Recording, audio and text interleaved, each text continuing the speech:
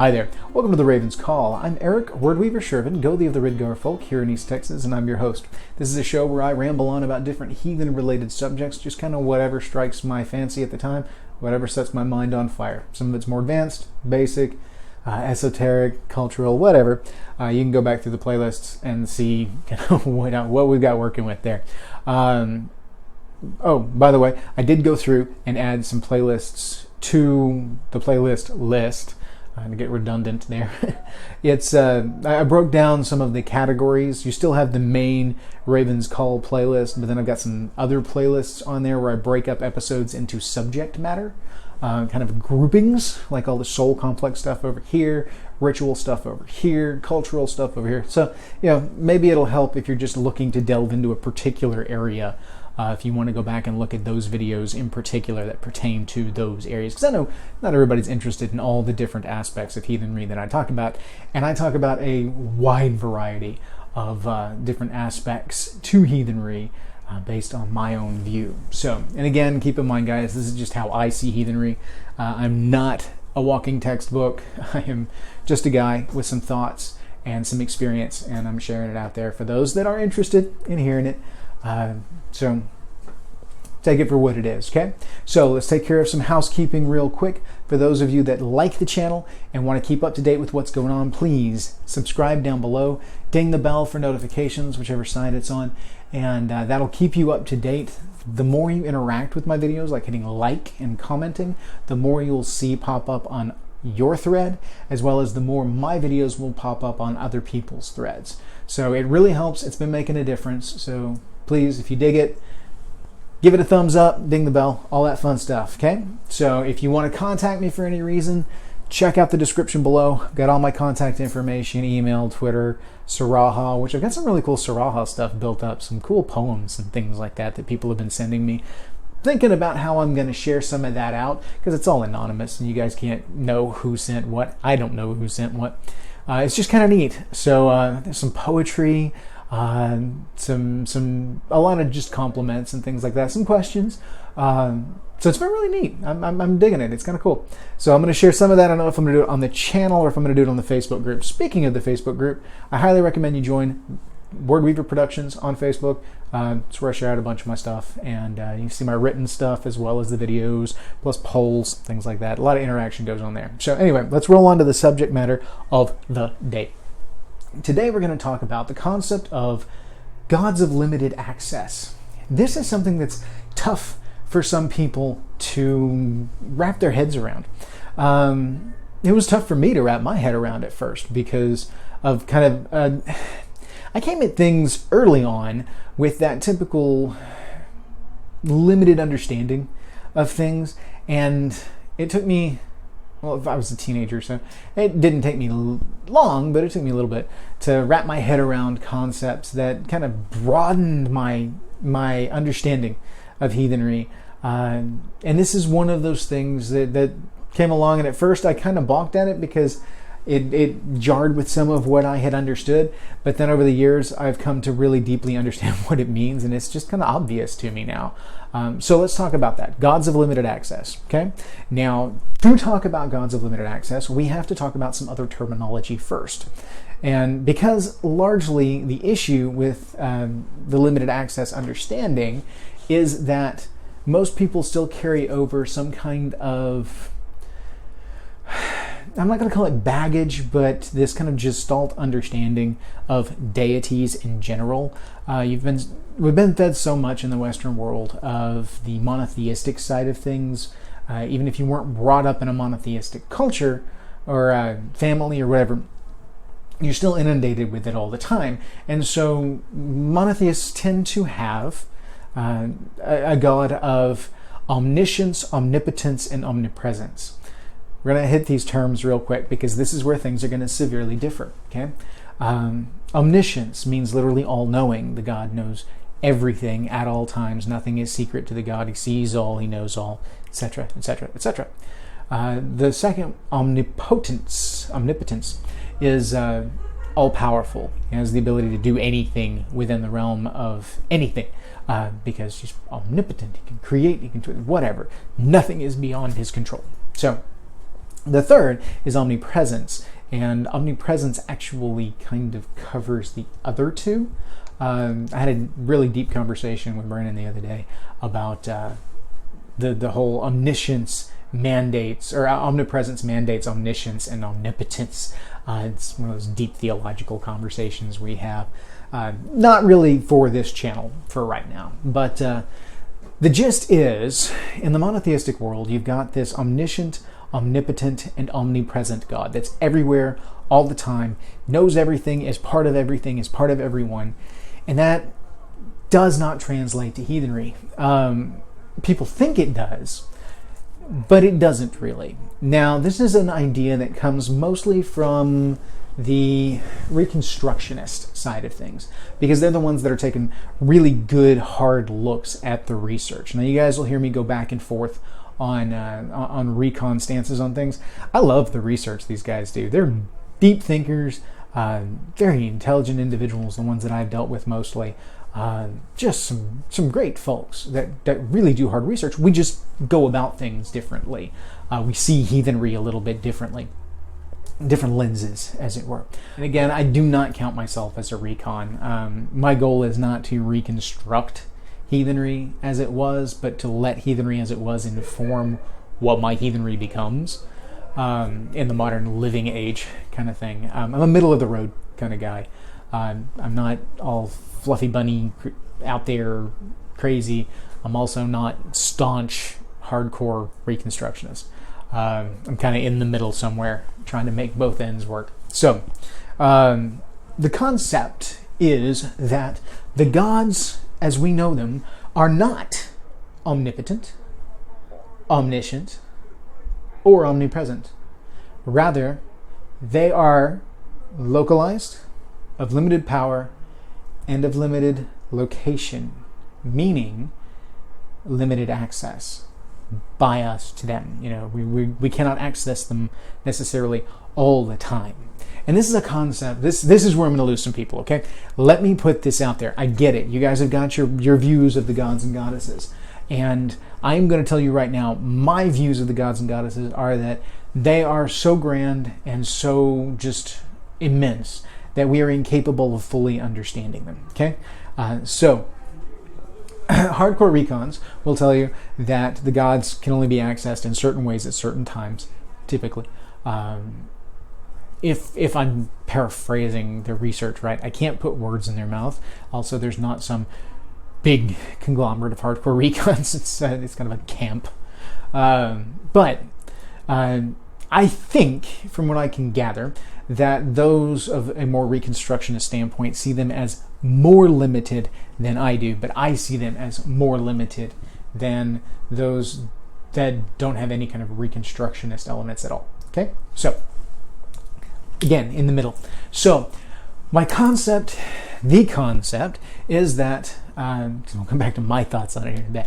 The concept is that the gods have specific times and specific ways that we can contact them. Sitting in your front yard calling out to Odin, I mean, all right, let's explore this concept real quick, all right? If Odin was everywhere at all times and was all-knowing, he would already know your thoughts. He would be in you, he would be you, because to be everywhere, he has to be everything, and therefore he is us, and we are him, and therefore not individuals. There is no such thing as free will within the construct of omnipresence. It is all part of the oneness. That is the omnipresent individual, the sentience. And actually, sentience is not possible in omnipresence because it is all things everywhere. Sentience would be to know itself as other, to be separate, and it cannot be separate. It is one and all. So, kind of a Taoist sort of thing. These concepts, when omnipresence, omnipotence, and omniscience do not hold up to logic, when explored against the way things actually work in the world. So, but belief is belief. So, if Odin were everywhere, then you wouldn't need to call to Odin. He would already know. You wouldn't need to offer to Odin because he is you. He is in everything, and you would be offering him unto him. We call to the gods because we are here and they are in the sacred space. They are in a separate plane of reality, for lack of a better terminology.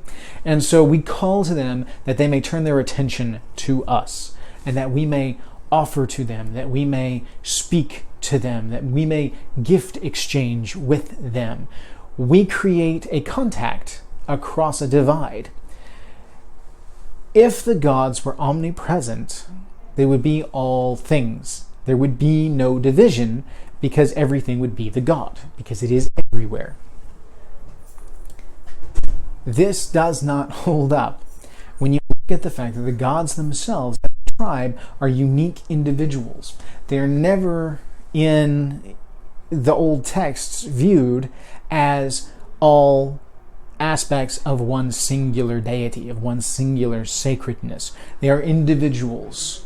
They are sentient existences of incredible power, of incredible scope, but finite.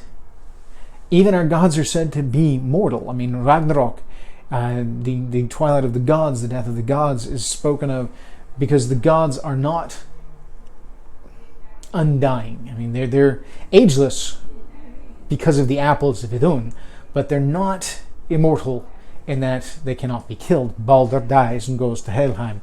If you give stock to Ragnarok, then many of the gods die in Ragnarok, and some come back from the dead. Some, it's a thing.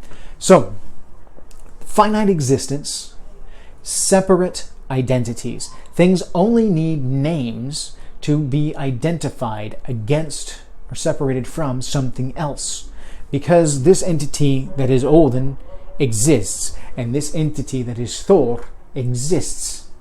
They are separate. If they were one and the same, then of course they could be, they would be one and the same, omnipresent, etc., etc. But because Odin is here and Thor is here, and they're not the same, then this is a space where Odin is not, and this is a space where Thor is not. Therefore not omnipresent. So, it's a lot deeper than that, and it's kind of conversation that really, really is best over a campfire with mead. I love those kind of conversations. It's great. We go on for hours, and I'm trying to put this into a 30-minute video. So, omnipresence doesn't work, and it does not hold up to our gods. If you look at the way our ancestors did festivals and holy tides, there's specific times of year where they pull to certain deities. Let's take, for example, talking about times of year and physical location, okay? This limited time, limited space. If you look at the Processions of Nerthus, this was a practice in Anglo-Saxon heathenry, mainland Europe. Nerthus, the goddess, an earth goddess, was seen as coming to Earth, coming to Midgard, and physically being present here by taking up residence in her idol, her statue. And the priest of this statue would then load the statue up during this holy time and would put it on a sacred or a ritual wagon that was meant for this purpose. It was stored the rest of the year and was used only for this purpose. She would be loaded upon the wagon, the totem that is now the goddess Nerthus, because Nerthus has taken up residence within the statue. The statue itself is not Nerthus, but is the vessel for Nerthus. And so it's loaded onto the wagon, and the wagon is drawn throughout the countryside. And people come up to the wagon in this procession to give offerings. And then these offerings are taken back to the island where the statue is kept. They're bogged. I say island, land. I'd have to go back and look specifically at the source. It's been a little bit since I've read about it. But anyway, these offerings are bogged, and the statue is put back into the temple and is still away until it comes out again next year when Nerthus again walks Midgard. This kind of concept is that the gods come to Midgard, or at least pay attention to Midgard, more during certain times of year. My experience has been that Odin likes to walk Midgard in the fall and the winter. This is the time where he tends to turn his attention. This is when we see things like the Wild Hunt. This is when my tribe tends to do offerings to Odin. We actually do offerings to Odin as part of our Winter Nights celebration, in hopes that he will spare us from, protect us during the Wild Hunt season, and keep us safe from harm. So, and then bless the tribe with luck as he rides by in the Wild Hunt. Ullr, we will frequently honor this time of year. Idun, we honor during what we call LIFGA, which is what others would refer to as OSTARA or Easter. This is a springtime festival, and we celebrate Idun then because we believe Idun's presence on Midgard, her attention being paid to Midgard, is what brings forth the greenery. Because she walks on Midgard, life returns again. And if she did not come and grace us with her presence, the land would lay barren. So this is the kind of thoughts that we have. It's not that they can't be accessed those other times of year, the way I see it. It's that they're less accessible. It's kind of like, when you've got a buddy that lives next door, and you can walk over, bang on the door, shake his hand, hang out, throw back a few brewskis, and be cool, Accessibility there. Lots of accessibility. It's different when your buddy lives in New York, and the only times you get to see him is when he comes to town. I mean, yeah, you can call him, but it's not quite the same. You can send him gifts, like we do in Blot. But it's not quite the same as when he's here and you can give it to him in person. That's when it's easiest. That's when that connection's right there, super easy. When you only have to travel a few feet to see him versus trying to send something across miles and miles of distance. This is gods of limited access. We can access the gods any time of year. I'm not debating that by any means. You can call out to them, and they can turn their attention to you if you can get their attention. The trick being is, how do you get their attention? And so that's stuff that we'll come to in other videos when we talk about ritual aspects. But when the gods are here, when their attention is already turned to Midgard and they are present, this is when you do it upright because their attention's already here. It's easier to catch their attention because they're already looking at Midgard. It's easier to catch Odin's eye when it's already trained on humanity as he's looking over Midgard. The gods have got other things to do, so they don't necessarily watch us all the time, the way I see it.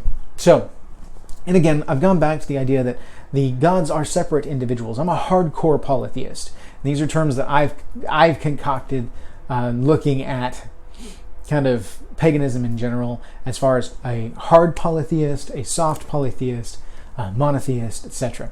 Hard polytheists believe that all the gods and goddesses are indeed separate entities, separate individual sentiences, and that they are not all aspects of one singular.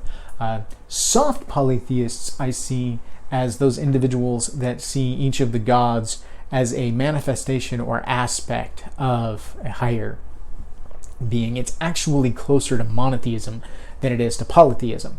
They still recognize individual gods, but in the end they will say that they're all aspects of the masculine and feminine, or Odin and Frigga, whatever.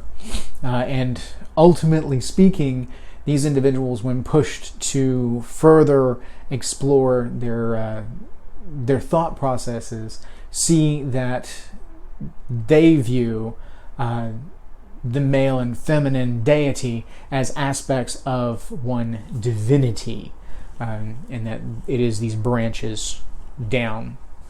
So that's what I call a soft polytheist, ones that believe in multiple gods, but not really. And then, of course, you got monotheists, which believe there's only one God, and that is the all of reality. Some of them believe in other gods, but only worship the one. Then that gets into a whole different category. We're not going to go into that. But I'm what's called a hard polytheist, or at least what I call a hard polytheist, in that I see all of the gods as separate individuals. If the gods indeed are separate individuals, then they cannot, by definition, be omnipresent, because any space that is occupied by one god cannot be occupied by another god. They are separate. They're not one and the same. Therefore, not omnipresent. If they're not omnipresent, they cannot be omniscient, because there is space they do not know, for they do not occupy it. Therefore, not omniscient. If they are separate individuals, then that omnipotence is, again, they have no control over that space wherein they do not exist. Ergo, not omnipotent. So, the gods as I see them are of limited access. I do think that we have more access to them at certain times of the year, at certain locations, and through certain practices. I am not like a lot of the hardcore Reconstructionists who think that the only way to access the gods, and I'm not speaking for all Recons, just some, the only way to access the gods is at the specific time, in the specific way, with the specific procedure, all of that, specific place. I don't really think it's that hardcore, but there's a lot of research that shows that our ancestors did see the gods as having, limited presence on Midgard. That they were here, they had their presence, but there were times that they were less so. And that when their presence was felt more strongly, festivals were held, bloat was done. The blessings being removed from the land could be the god not coming to the land, and therefore they try to give offering to beseech the god to come to their land and bring with that god their blessings. So that's what we do in all of this. When we give offering, when we give in ritual, when we exchange in the gift exchange with the gods, we are beseeching them to give their attention and focus to us, to be with us, because we need the gods here. And so we pull their attention, we pull their focus. I'm not saying by any means that you can't do bloat to Odin in the springtime, that you can't do it during the summer. That's just fine. It's fine. I just see it in my own personal views that it's more effective at other times of the year. I do small offerings to Odin throughout the year,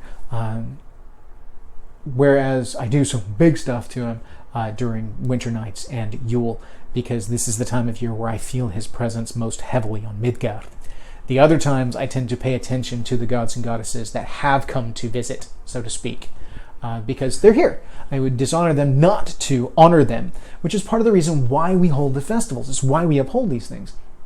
If the gods make the trip, if they turn their attention to us and we do not acknowledge them, we do not give offering, we do not hold festival to honor their arrival, to honor their presence on Midgard, then we will insult them and damage our relationship. This is why it's important that we hold festival, that we hold bloat at these different times of year. Keep in mind that I don't use bloat to mean only blood sacrifice, but sacrifice in general. I've got an interesting video coming up on the concept of sacrifice. It's coming. So, if the gods come and they visit, and we shun them, or we ignore them, or we forget them, this is a slight, and we will not get their blessing as a result.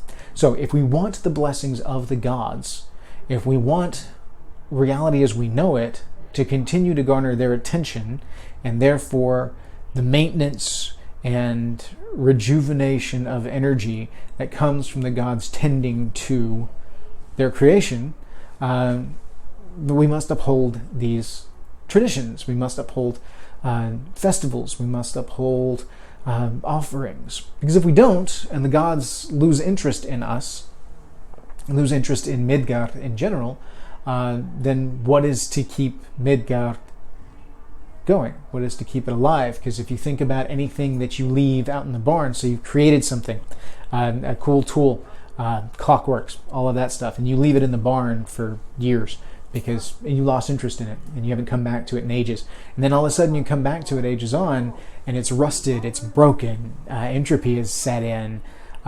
It's not going to work because you haven't paid attention to it and oiled it like you would because you care about it. When it's new and it's shiny, yeah, you're doing all this stuff with it because it's neat, it's new, you created it.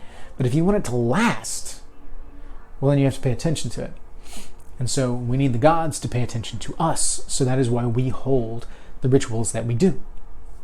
So this is why thinking about the gods being of limited access, of being finite and of not omnipresent status is important, because without that, we tend to take for granted their attention, because they do not need to pay attention if they are omnipresent, because they are everywhere. If they are omniscient, then all is their attention, because they are all-knowing. You got to remember, Nidhogg is gnawing at the tree the whole time. The forces of entropy are at work constantly in the world. We have to call the attention of the gods to us if we wish to reap their benefits, if we wish to reap the rewards of what we do. And so this is why I bring this particular subject up, to kind of put an exclamation point on why ritual is. Because again, we come back to the whys frequently, and this is something that my buddy Mike used to do with me a lot. It's, when we get into our deep conversations, we'd always come back to the why. Why do we do this? Why is this way? Why did this tradition exist in the first place? Why do we continue to do it? Why do we want what's on the other side of this particular tradition? And the why here is that we want to continue this relationship with the gods and goddesses. We want to continue to reap the benefits and rewards that come from the gift exchange with them. And to do that, we need to recognize that their attention is not always on us. I mean, if it was always on us, we wouldn't need to call them in the first place for ritual. And we do call them, and we look for signs that they accept the offering. Things like this. Without that separation, they would simply be everything. They would be the offering. And therefore, there would be no need for acceptance, because it would be like they're not accepting.